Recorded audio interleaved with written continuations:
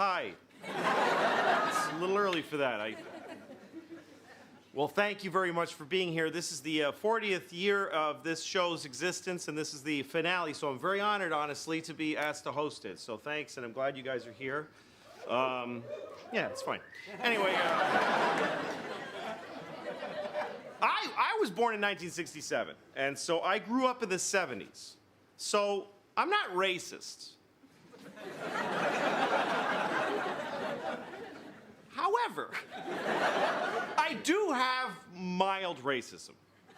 It's the best I could do coming out of the 70s, because that was a very racist decade. People said racist things all the time, and nobody got offended. The only time somebody got offended if you said something racist in the 70s is when they would then say, like, hey, you interrupted me. I was saying something racist. Why did you? So I have mild racism. It's benign. It's not aggressive.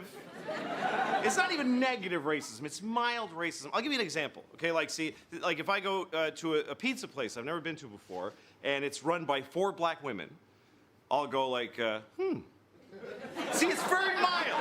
It's extremely mild racism. I'll notice that. Yeah. You don't usually see that, 4 black women running a pizza place. Unless it's called 4 Black Girls Pizza or something like that. Like, that's the whole point of the place.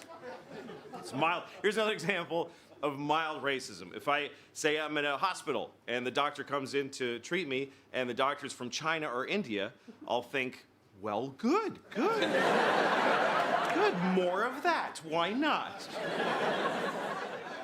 It's very mild racism. Here's another example. If I'm in a gas station late at night and a young man comes in wearing a hooded sweatshirt, if he's white, I'll think, oh, he's an athlete. If he's black, unless he has a big smile on his face, then I become mildly racist, and this is what I think. I think, that's fine. Everything's fine. Nothing's gonna happen. No, of course I'm fine. Why did I even think that for a second? This is because I was raised in the 70s. The 70s were a very different time. The 70s, everything was different in the 70s than it is now, except the Middle East is exactly the same. It's exactly the same as it was in the 70s. It's been the same fights, and you know what? It's boring now. That's the worst part of it. When I was a kid, we were like, ugh, but you can't go like this for like 1,000 years. After a while, when you fight, people don't care, because when you're just you just keep fighting. Everybody's like, those guys are dicks. They just fight. That's what it's like. You know, like I have 2 kids, and they fight sometimes. And when they first start fighting, I get concerned. I go in their room, I'm like, hey, what's going on? What's wrong? Why are we having some feelings? Can we listen to each other, please? Can we please just listen to each other? Okay, you go first. And then she's like,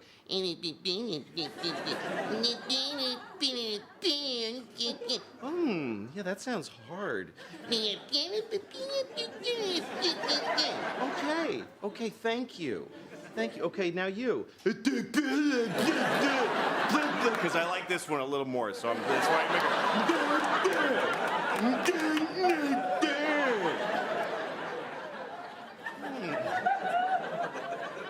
And they work it out. You help them work it out. But if they keep fighting, you stop doing that. After a while, you just go in the room and you just go, hey, just shut up. Fuck you, you're both wrong.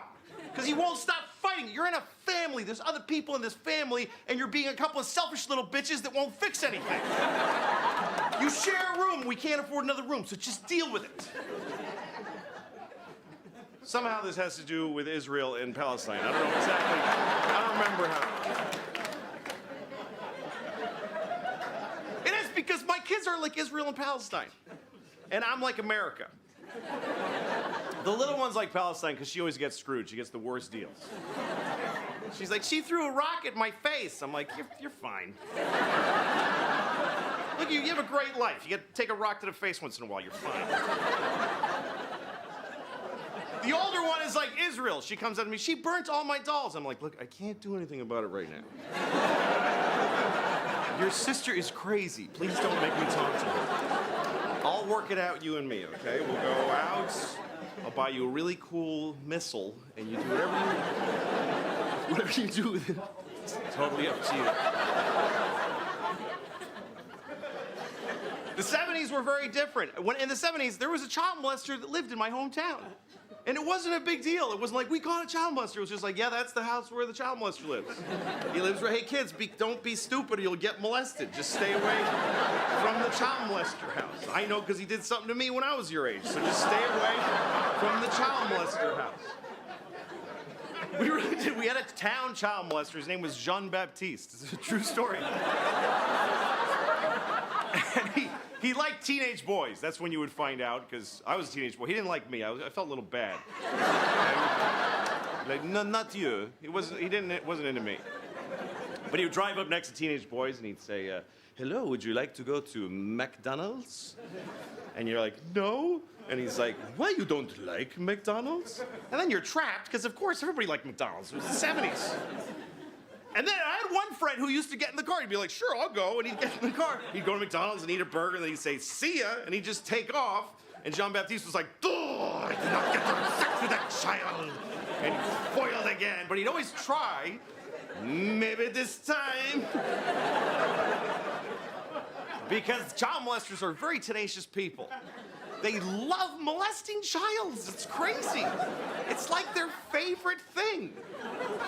I mean, it's so crazy because when you consider the risk in being a child molester, speaking not of even the damage you're doing, but the risk, there is no worse life available to a human than being a caught child molester. And yet they still do it, which you can only really surmise that it must be really good. I mean, from their point of view, not ours, but from their point of view, it must be amazing for them to risk so much.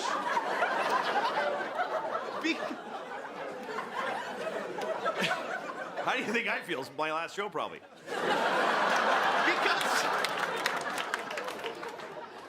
Look, I can't key into it because I love Mounds bars. I love Mounds bars. It's my favorite thing, right? But there's a limit.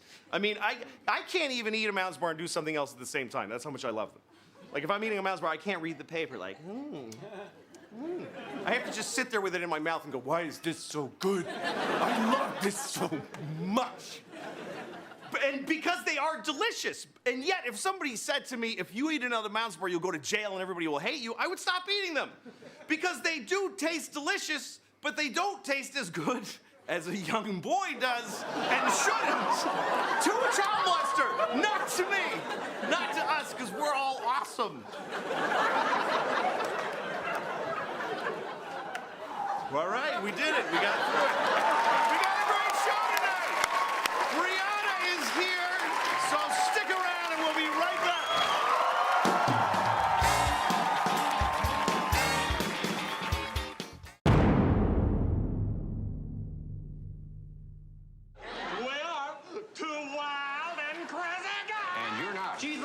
I'm gonna be damn it. Swing! Gotta have more cowbell. I can see Russia from my house. New York's hottest club is 40 seasons, one app. Thanks for watching, and remember to subscribe. Every 100th subscriber wins a brand new car. No? Okay, well, scratch that on the car. I don't know why I thought that. I'm sorry. Well, what do they win? Nothing. Well, then why even subscribe? What do you mean stop talking?